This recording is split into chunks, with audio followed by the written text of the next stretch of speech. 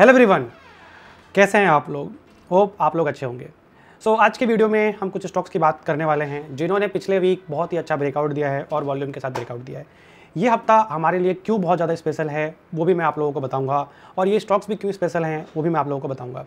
तो सबसे पहला रीज़न ये है कि ये हफ्ता क्यों स्पेशल है। आपने नोटिस किया होगा कि इस हफ्ते में मार्केट में काफ़ी ज़्यादा वॉलेटाइल रहा है। मार्केट 2000 पॉइंट नीचे गया, फिर मार्केट 2000 पॉइंट ऊपर आ गया एक ही हफ्ते के अंदर। और ऐसे में बहुत सारे स्टॉक्स नीचे आए, लेकिन जब मार्केट में पुल बैक आया तो वो बहुत सारे स्टॉक्स ऊपर नहीं आए। तो ऐसा क्या स्पेशल है तो मैं आपको बताना चाहूँगा। वो स्टॉक्स जिन्होंने इस वीक में बहुत अच्छा मूव दिखाया है विथ वॉल्यूम, एक अच्छे वॉल्यूम के साथ एक बहुत अच्छा मूव दिखाया है। मेरा ये मानना है कि ऐसे टाइम पे जब मार्केट इतना बड़ा फॉल दे एंड फिर रिवर्स हो, तो मार्केट तो वहीं पर आके बंद हो गया जहाँ पर पिछले वीक में था, राइट। मतलब जहाँ पर मंडे की ओपनिंग हुई थी वहीं पर आके बंद हो गया। बट स्टॉक्स ने, बहुत सारे स्टॉक्स ने अच्छा ब्रेकआउट दिया। उसमें से कुछ स्टॉक्स ऐसे हैं जो हमारे रडार पर हैं, जिनकी हम आज बात करने वाले हैं। तो कभी भी आपको फ्यूचर में ऐसे स्पेशल सिचुएशन में, ऐसे स्पेशल कंडीशन में, इस ऐसे केस में अगर कोई स्टॉक्स अच्छा ब्रेकआउट दे रहा है तो आप उनको ध्यान में जरूर रखें। साथ के साथ अभी तो वीकली ब्रेकआउट आ रहा है, साथ के साथ आप मंथली क्लोजिंग का भी अगर इन स्टॉक्स में कंफर्मेशन अगर एक बार ले लें तो ये लंबे टाइम के लिए हमारे लिए एक अच्छा अपॉर्चुनिटी साबित हो सकता है। तो चलिए बिना देर किए स्टार्ट करते हैं, उन स्टॉकों पर बात करते हैं, उन स्टॉकों पर देखते हैं क्या लेवल्स हैं और क्या आगे प्लानिंग उनकी रह सकती है। चलिए, तो सबसे पहला स्टॉक जो हमारे रडार पर है वो है पोकर्ना। जैसा कि आपके सामने जो एक स्टॉक दिख रहा है वो है पोकर्ना लिमिटेड। अब पोकर्ना लिमिटेड का क्या काम है, उसके लिए आपको स्किनर की वेबसाइट पे जाना पड़ेगा एंड वहाँ पर इसके बारे में आपको सब कुछ पढ़ना होगा कि कंपनी बेसिकली काम क्या करती है, ठीक है। इसमें ज़्यादा मैं टाइम आप लोगों के लिए नहीं ख़राब करूँगा। बस मैं ये चीज़ बोलना चाहूँगा कि अगर किसी भी कंपनी का फंडामेंटल्स आपको देखना हो, नंबर्स ग्रोइंग है या नहीं है, उनके नंबर्स चेंज हो रहे हैं नहीं हो रहे हैं, टर्न अराउंड हो रहा है या नहीं हो रहा है, वो सब कुछ देखना है। तो यहाँ से वो सारी डिटेल आप देख सकते हैं कि कंपनी क्या करती है, क्या ये की पॉइंट्स हैं, कौन कौन से प्रोडक्ट ऑफर करती है, कहाँ से इनका बिजनेस आता है, ये सारी चीज़ें आप यहाँ से पढ़ सकते हैं। उसके बाद नंबर्स भी आप यहाँ पर देख सकते हैं कि मार्केट कैप क्या हो गया, अभी करंट लेवल क्या है, बुक वैल्यू क्या है, ठीक है, प्रमोटर की होल्डिंग कितनी है, कंपनी के ऊपर कर्जा कितना है। तो ये सारी चीज़ें आप यहाँ से देख सकते हैं। प्लस हमारा ईयर ऑन ईयर क्या ग्रोथ रहा है। जैसे आज से 10 साल पहले कंपनी 200 करोड़ का सेल करता था, आज अभी 700 करोड़ के आसपास का सेल कर रहा है कंपनी। और आज से 10 साल पहले 7 करोड़ का लॉस है एंड कंटिन्यू अगर हम देखें तो प्रॉफिट है, फिर लॉस है, फिर प्रॉफिट है, क्योंकि इसका जो प्रोडक्ट है वो यूएस में ज़्यादा चलता है, राइट। अगर आप देखेंगे कि इसका जो बिजनेस है वो रेवेन्यू है वो यूएस से ज़्यादा आता है, तो वो रीज़न भी हो सकता है कि कोई एंटी डंपिंग ड्यूटी लग गई या कोई पॉलिसी आ गई तो उसकी वजह से इसके ऊपर फ़र्क पड़ता है। लेकिन अगर हम चार्ट देखें ओवरऑल तो इतने सालों में इसमें ओवरऑल अपने को ग्रोथ ही देखने को मिला है। अगर हम बात करें जब से लिस्ट हुआ है तो किसी टाइम ये स्टॉक 4 रुपये का हुआ करता था, उसके बाद 800 रुपये भी हुआ है, फिर नीचे आया था, अगेन अभी प्राइस ऊपर की तरफ जा रहा है। तो अगर टेक्निकली कुछ चेंज हो रहा है तो हम उसको शॉर्ट टर्म इन्वेस्टिंग या मिड टर्म इन्वेस्टिंग के लिए भी देख सकते हैं। तो वीकली क्लोजिंग इसके अंदर आया है। इससे पहले भी अगर हम देखें तो इसके अंदर मंथली ब्रेकआउट जो सबसे पहले आया था वो यहाँ पर आया था अराउंड 300, वहाँ से फिर ये स्टॉक डबल हो गया था। तो अभी ये स्टॉक हमारे रडार पर आया वीकली के बेसिस पे, और 52 एक हाई का फिल्टर हमने जो लगाया था उसमें आया। प्लस इस वीक में एक अच्छा क्लोज देना, एक बुलिश कैंडल बनाना, वो एक काफ़ी मतलब मुझे अच्छा लगा। जो मैंने आपको बोला कि ये रीज़न है हमारा इसके रडार में आने का, तो वो चीज़ जैसे मैंने यहाँ पे देखा। तो अभी अगर हम देखें यहाँ पे तो इसका 2 लेवल था रेसिस्टेंस का।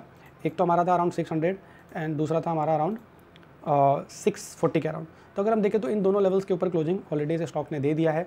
यहाँ पर एक रिजेक्शन आया हुआ है, तो ये दोनों लेवल हमारा एक सपोर्ट लेवल बनेंगे। अगर इसका मंथली क्लोजिंग भी आ जाता है तो हमारा एक एडिशनल कन्फर्मेशन इसके अंदर आ जाएगा। तो क्योंकि अभी गवर्नमेंट का अनाउंसमेंट हो चुका है, अभी नई गवर्नमेंट मतलब बन रही है, गवर्नमेंट कंटिन्यू हो रही है, प्लस बट कैबिनेट्स जो मंत्री हैं वो चेंज हो सकते हैं। तो कुछ चीज़ें हैं जो ऊपर नीचे हो सकती है। तो वीकली तो आ ही रहा है, एक मंथली भी आ जाए तो हमारे लिए और अच्छा रहेगा। तो जैसा कि मैं इस स्टॉक को मैं देख रहा था तो इसमें एक बहुत अच्छा ब्रेकआउट आया।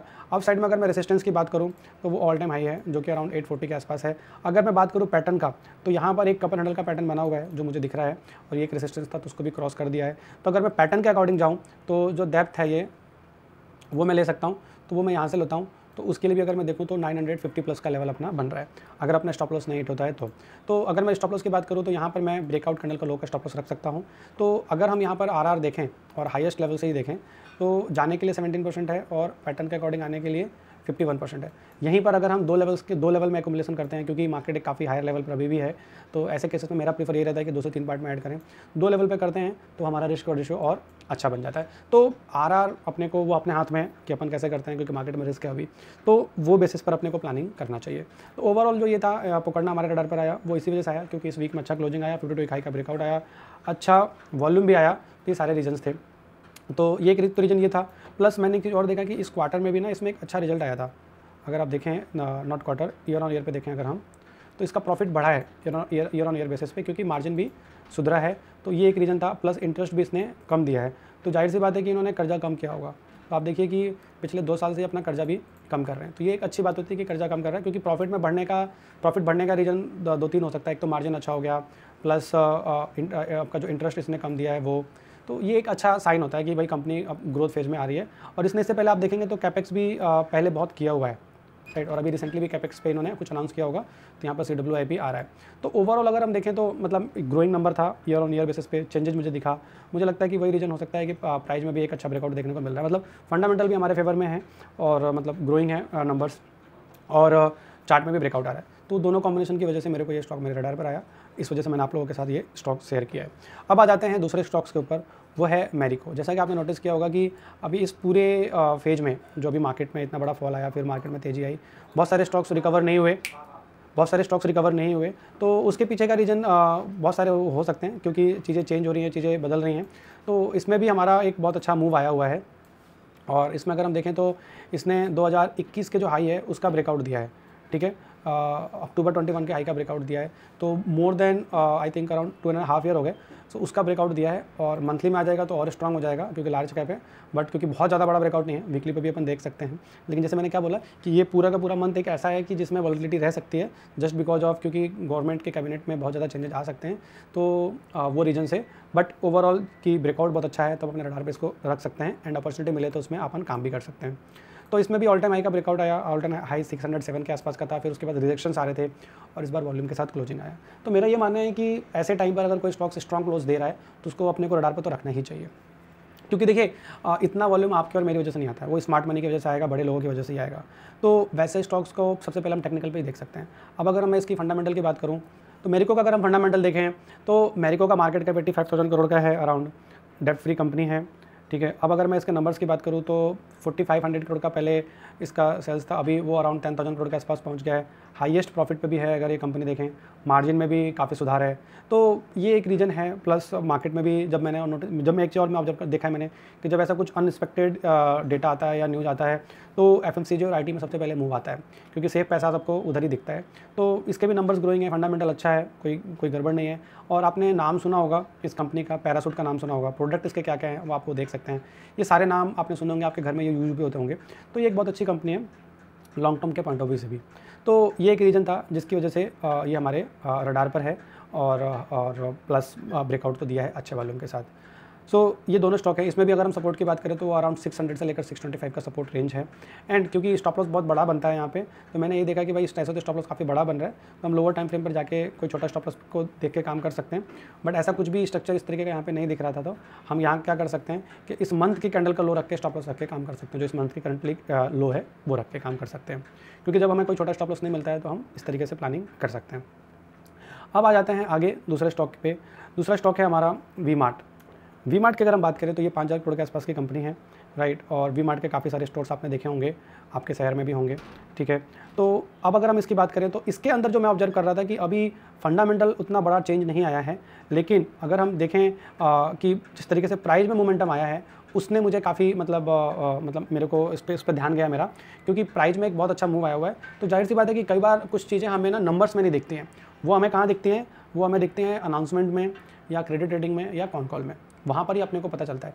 प्लस ऐसे टाइम पर अगर कोई स्टॉक अच्छा ब्रेकआउट दे रहा है तो बेशक उसको टेक्निकली अपन प्ले कर सकते हैं, क्योंकि जब मुझे कोई फंडामेंटली कंपनी अच्छी नहीं लगती है तो मतलब नंबर्स को देखते हुए समझ में नहीं आता है, तो फिर मैं अपने टीम से भी कनेक्ट करता हूँ, जो हमारी टीम में सभी लोग, मेरे जो पार्टनर्स हैं सभी लोग फंडामेंटल जो देखते हैं उनसे मैं डिस्कस करता हूँ, और फिर पता चलता है कि कुछ ना कुछ अनाउंसमेंट आया है या कुछ ना कुछ उन्होंने कॉन कॉल में बोला है, इस वजह से प्राइस में इस तरीके का मूव देखने को मिला है। तो उसमें कुछ ना कुछ फंडामेंटल चेंज हो रहे होते हैं, तभी ऐसा होता है। तो वी मार्ट का अगर मैं चार्ट देखूँ, आपके सामने चार्ट है, तो अगर मैं वी मार्ट का चार्ट देखूँ तो करंटली लेवल जो है वो 2600 का चल रहा है, और यहाँ पे मैंने पहले से लाइनें ड्रॉ करी हुई हैं।